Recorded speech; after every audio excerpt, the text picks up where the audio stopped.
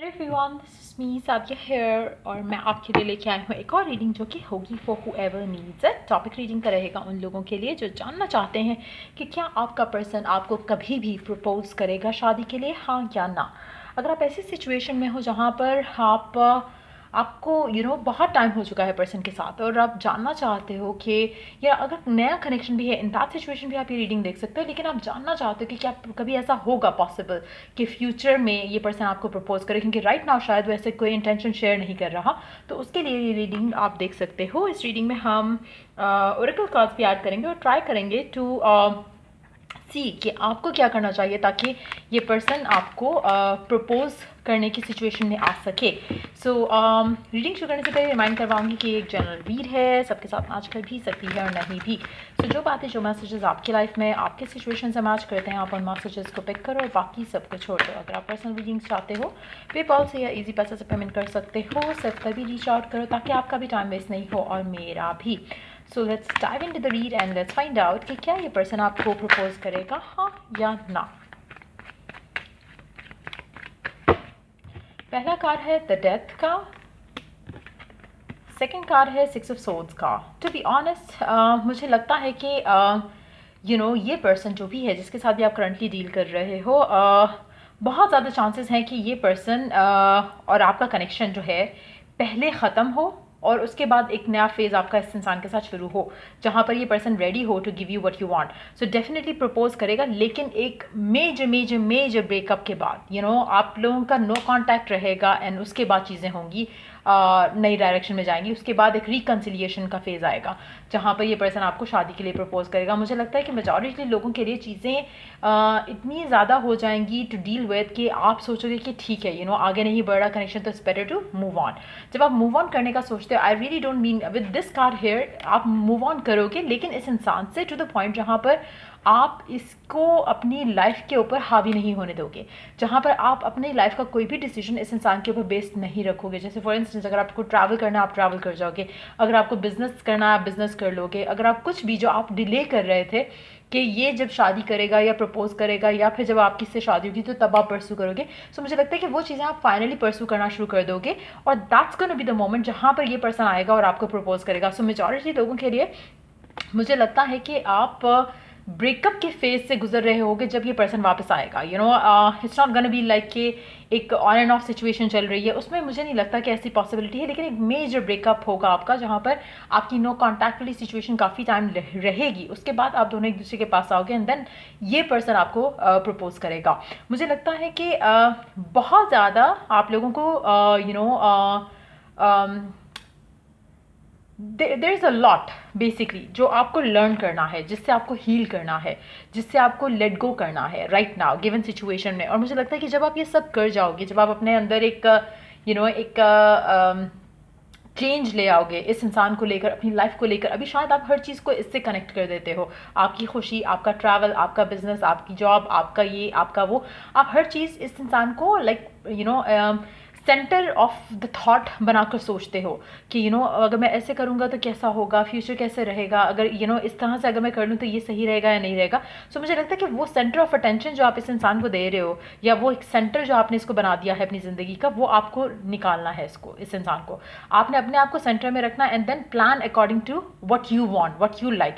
जब ये person ready होगा, जब ये पर्सन गिव इन करेगा कनेक्शन के अंदर, जब आपको प्रपोज करेगा, उस टाइम पे इसको वो प्रायोरिटी तो जो देनी चाहिए। Right now this person does not need that, और आपको एटलीस्ट नहीं करना चाहिए, क्योंकि जितना ज़्यादा आप इसको प्रायोरिटाइज करोगे उतना ज़्यादा आप अपनी लाइफ को ब्लॉक कर रहे हो। क्योंकि जितना ज़्यादा आप ये सोचोगे कब होगा कब होगा कब होगा, उतना ज़्यादा ये नहीं होगा। इसी तरह से जैसे ही आप डिटैच करोगे इस इंसान से, मूव ऑन करोगे अपनी लाइफ में, अपनी अपनी फर्दर लाइफ को परस्यू करना शुरू करोगे, बजाय इसके कि लव लाइफ के ऊपर फोकस्ड रहो, तब जाके आपकी लव लाइफ जो है सॉर्ट आउट होती मुझे दिख रही है। सो ये पर्सन आपको प्रपोज करेगा, लेकिन एक गैप के बाद, एक आप दोनों के दरमियान में एक बिल्कुल नो कांटेक्ट की सिचुएशन रहेगी, उसके बाद ही आपको प्रपोज करेगा। Another we do have the five of wands. अच्छा, एक और सिचुएशन भी हो सकती है कि जब आप नो कांटेक्ट की सिचुएशन में हो, उस टाइम पे इस इंसान को रियलाइज़ हो कि इसके दिल में आपको लेकर क्या था। हो सकता है कि बहुत ज़्यादा पर्सन गिवन सिचुएशन में ऐसा फंसा है कि वो आपके बारे में उस तरह से या अपनी लव लाइफ के बारे में उस तरह से सोच नहीं पा रहा। लेकिन जब आप इसकी ज़िंदगी में नहीं हो, जब आप इसकी आपके साथ इसका कोई भी कांटेक्ट नहीं है, तो जब ये मिस करेगा अपनी लव लाइफ में किसी को भी, तो ये आपके बारे में सोचेगा। जब आपके बारे में सोचेगा तो वो ट्रिगर होंगी वो सारी चीज़ें जो कि शायद आपके होते हुए नहीं हो पाएँ, और तब जाकर ये उस चीज़ को एनालाइज करेगा, अंडरस्टैंड करने की कोशिश करेगा, and that's gonna be the moment जब ये पर्सन आपके पास वापस आएगा। सो मेजॉरिटी लोगों के लिए मुझे लगता है कि यस, ये पर्सन आपको प्रपोज करेगा, लेकिन ब्रेक के बाद, ऐसा नहीं होगा कि आप साथ में हो और ये इजीली आपको प्रपोज करे। तो मुझे लगता है आप लोगों के बीच में डिस्टेंस आएगा, इमोशनली भी और फिजिकल भी। हो सकता है कि आप में से एक पर्सन या चाहे वो या आप ट्रैवल अवे कर जाओ इस इंसान से, तो कुछ ऐसा होगा। लेट्स सी कि करंटली पर्सन क्या सोचता है आपको लेकर, क्या है इसके माइंड में, इसके दिमाग में, इसके दिल में, आपको लेकर क्या सोचता है करंटली। मुझे लगता है कि कम्युनिकेशन आप लोगों की डेफिनेटली नहीं हो रही है, और कम्युनिकेशन अगर हो रही होती तो मुझे लगता है कि चीज़ें अच्छी होती, ओपन होती, और काफ़ी ज़्यादा स्मूथली आप लोग चीज़ों को आगे ले जा सकते। मुझे लगता है कि कम्युनिकेशन दोनों तरह से की है। इनिशियली अगर आप एक दूसरे के साथ हो, अगर आप कम्युनिकेशन ओपन कर रहे हो, तो चीज़ें स्मूथली आगे जा सकती हैं। लेकिन मुझे लग नहीं रहा कि मेजॉरिटी लोगों के लिए आगे जाएंगी। मुझे लगता है कि एक एंडिंग आएगी आप दोनों के दरम्यान में, और उसके बाद चीज़ें आगे जाएंगी। तो इसलिए मुझे लगता है कि कम्युनिकेशन एक मेजर फैक्टर रहा हो सकता है आपके और इस इंसान के दरम्यान में, जहाँ पर और अगर अभी नहीं है तो बाद में होगा, जब आपका आपका जो टाइम अपार्ट आएगा एक दूसरे के साथ, उसमें ये कम्युनिकेशन ना होना एक की रोल प्ले करेगी। तो मुझे लगता है मेजॉरिटी लोग, अगर आपको ऐसा फील होता है ना कि कम्युनिकेशन नहीं हो रही तो प्रपोज कैसे करेगा, या बातचीत नहीं हो रही तो इसके दिल में मेरा ख्याल कैसे आएगा, अगर आप ऐसे सोच रखते हो तो ट्रस्ट मी ऐसा नहीं है। जब ये पर्सन सोचना होगा, और if it is meant to happen, ये डेफिनेटली सोचेगा, चाहे आप इसके पास हो चाहे आप इससे दूर हो, वो मैटर नहीं करेगा, सर्कमस्टांसेस मैटर नहीं करेंगे। जब ये सोचेगा तब ये आपके पास आएगा, और तब ये इसके जहन में वो ख्याल आएगा जो कि शायद अभी नहीं आ रहा। तो मेजॉरिटी लोगों के लिए आपका ब्रेकअप होगा, अगर अभी ब्रेकअप नहीं हुआ हुआ, एंड देन ये पर्सन आपको प्रपोज करेगा ब्रेकअप के बाद।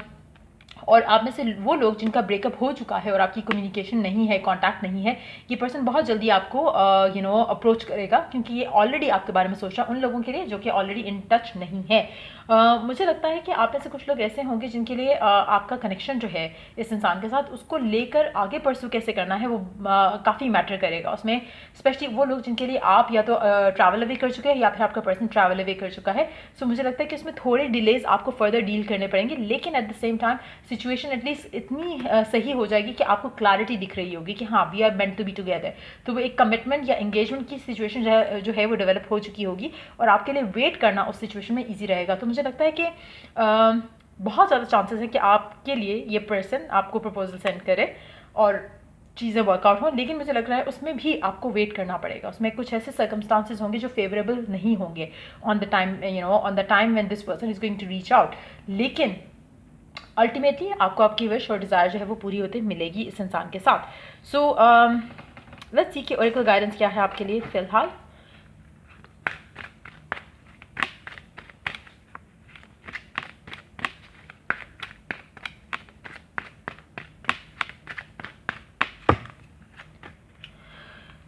Friendship.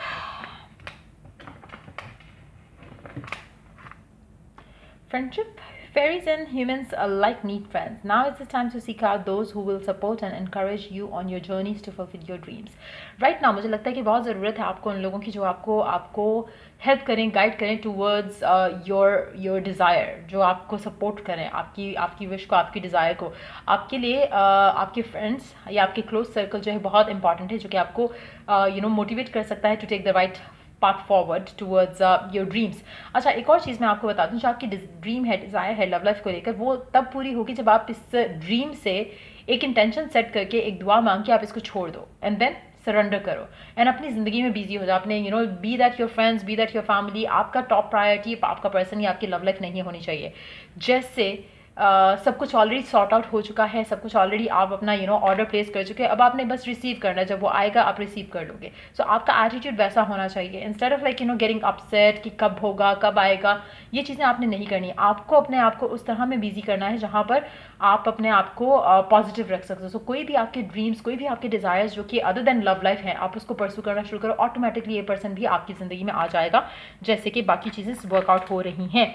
सो ये रीडिंग आप लोगों की अगर आपको हेल्प किया हो, गाइड किया हो, तो लाइक शेयर सब्सक्राइब जरूर करो। और till I do the next reading आप लोगों के लिए, टेक केयर एंड बाय।